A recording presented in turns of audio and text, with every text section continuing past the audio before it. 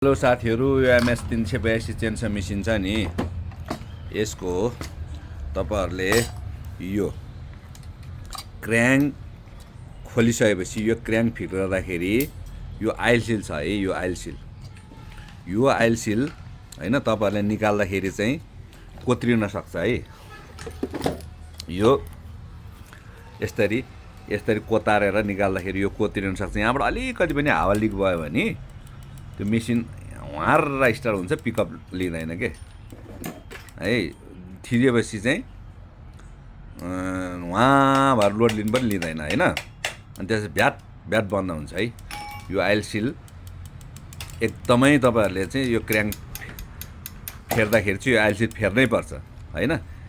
यस्तै अब सफा फ्रेस निकालेछ भने चाहिँ हो यही हाल्दा ठिक हुन्छ। तर सफा त निस्किँदैन, किन यो कोतारेर निकाल्नुपर्छ, ठेल्नुपर्छ।